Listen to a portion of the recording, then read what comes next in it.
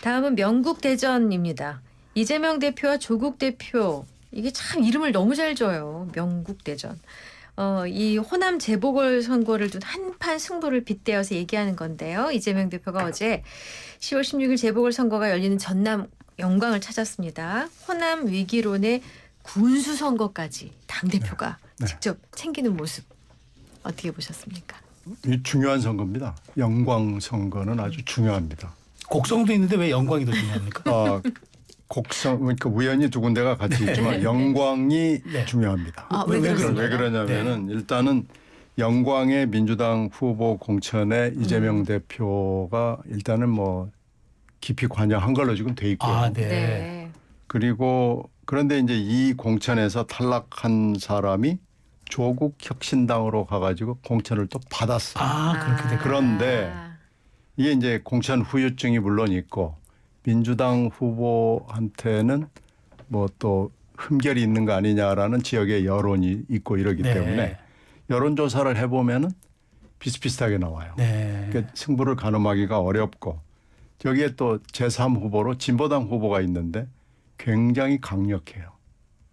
그런 이제 재보궐선거는 잘 아시다시피 투표율이 높지 않아요. 그렇죠.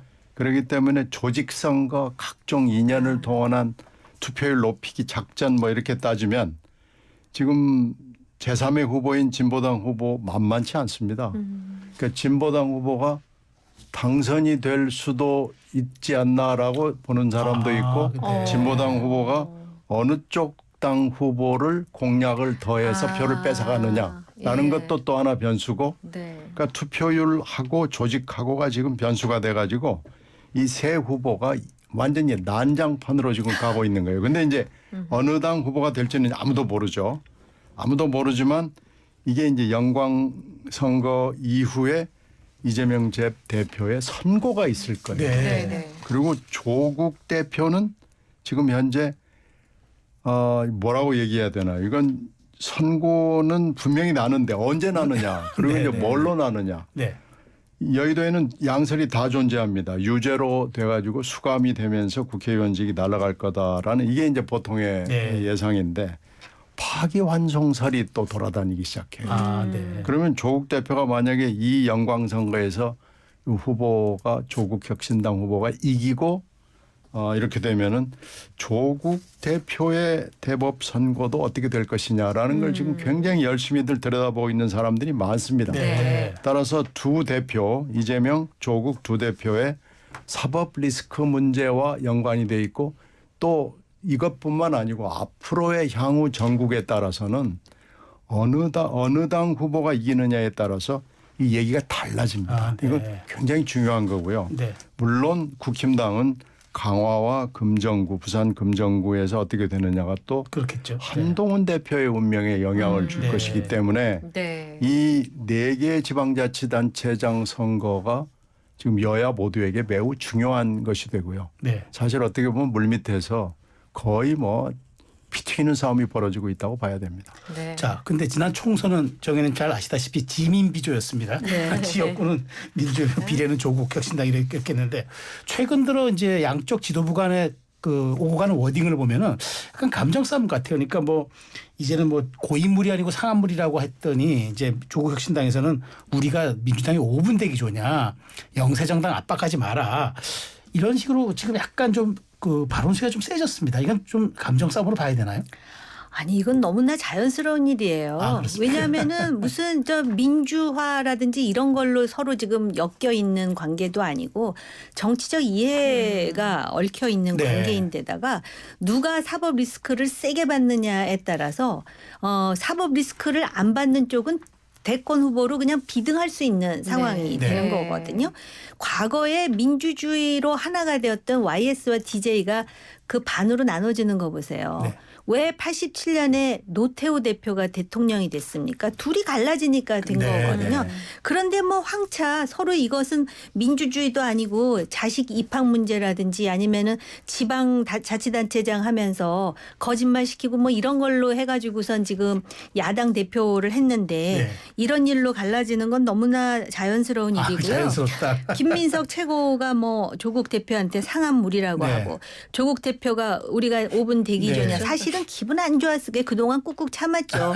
교섭단체 좀 해달라 그러는데 그것도 인색하게 네. 했을 뿐만 아니라 한동훈 특검에 대해서도 거의 개무시하는 상황이었잖아요. 네, 그러니까는 조국 대표가 그럼에도 자존심을 사기면서 이 야권의 지금 리더는 이재명이다 그러면서 한마디 한 거 기억나세요? 네.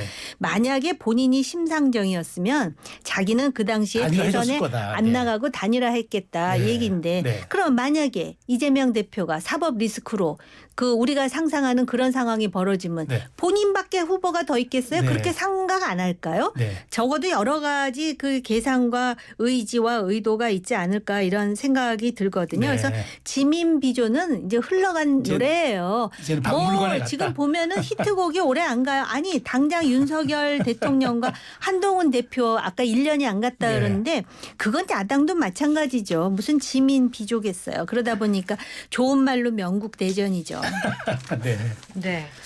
자, 그러고 일단 이번 보궐선거가 민주당이 이기면 그냥 기본은 한 거지만 네. 지면은 이거는 굉장히 데미지가 클 거라는 분석이잖아요. 그럼요. 영광이라는 상징성이 있고요. 전라남도 그리고 이제 조국 대표 입장에서는 지역구를 일단 확보하게 되는 거고 아하. 호남 지역에 주는 메시지가 굉장히 크고 본인의 사법 리스크를 관리라기 표현하기는 좀 그렇습니다만은 그걸 핸들링 하는데도 굉장히 유리한 국면이 되고 그리고 금방 정 의원께서 말씀하신 차기 대선을 생각하면은 한 걸음 껑충 뛰어 올라가는 아주 굉장히 중요한 게 됩니다. 그런데 이 자꾸 민주당 쪽에다가 여러 가지 얘기를 하는데 한 가지도 사실 민주당 입장에서는 들어줄 수 있는 게 없어요. 이 교섭단체 기준 완화는 민주당이 굳이 하겠다 그러면 할 수 있지만 이렇게 돼서 교섭단체가 하나 더 드러나면 민주당에 좋을 일이 별로 없거든요. 그리고 한동훈 특검법도 카드를 지금 쓰기에는 좀 시기는 맞지 않습니다. 그런 점에서 조국 대표 입장에서는 매우 섭섭하겠지만 민주당 입장에서는 매우 합리적 결정을 하고 있는 겁니다. 자, 근데 신원님께 제가 하나 좀 추가 질문을 드릴 게 뭐냐면 영광 곡성이잖아요. 그러니까 이제 금정하고 강화는 빼고 영광 곡성에서 민주당의 승리는 어느 기준이고 그다음에 조국 혁신당의 승리는 어느 기준입니까? 그러니까 둘 다 승리하거나 아니면은 표의 어떤 접점 그러니까 좀 분석을 무조건 민주당 입장에서는 곡성은 뭐 크게 걱정을 하는 분위기는 아니에요. 그러나 그렇습니다. 영광은 아무래도 좀 걱정을 하는 분위기가 심각하거든요. 그러니까 영광에 지금 총력을 경주할 수밖에 없는 상황이기 때문에 민주당 입장에서는 두 개 다 이겨야 되는 게 너무나 당연한 거고 네.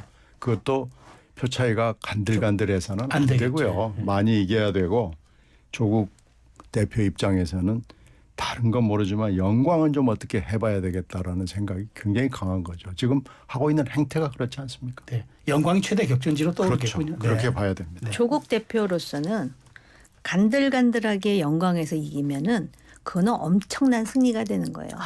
그렇게 그야말로 보시는구나. 호남에 완전히 그냥 깃발을 대못으로 그냥 확 꼽는 그런 효과를 네. 줄 수가 있어요. 왜냐하면은 지난번에 이제 최고위원 경선에서도 물론 한 명이 전부 출신으로 최고위원이 되긴 했지만은 호남 홀대론이 이렇게 스멀스멀 네. 나왔을 뿐만 아니라 지난 총선에 보세요.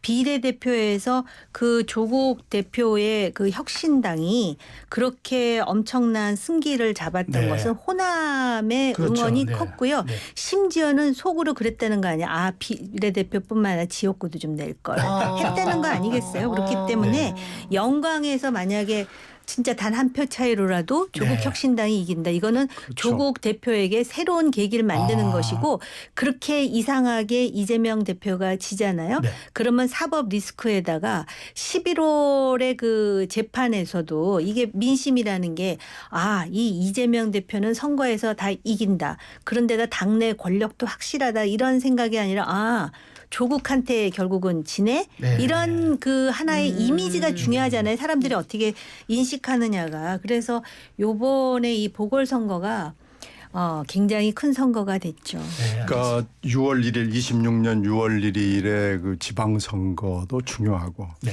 또 뭐 언제 하여튼 27년에 대선이 있잖아요.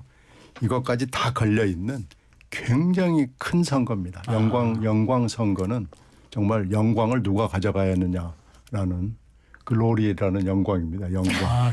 네. 영광을 차지하는 자가 영광을 누리는군요. 그렇죠. 네. 지금 그래서 영광은 굉장히 영광스러운 자리가 되느냐 마느냐를 결정하는 아주 결정적인 선거가 될 겁니다. 보통 일반 국민들은 이렇게 국회의원 선거가 크고 중요하다라고 인식하고 있는데 이런 경우에는 이 지위를 떠나서 그냥 그 자체 선거가 가지는 의미가 굉장히 크다. 네, 그렇습니다. 알겠습니다. 네, 알겠습니다. 자, 오늘 경옥고 두 분 함께해 주셨습니다. 네, 정호김 전 의원, 신경민 전 의원과 함께했습니다. 고맙습니다. 잘 들었습니다. 고맙습니다.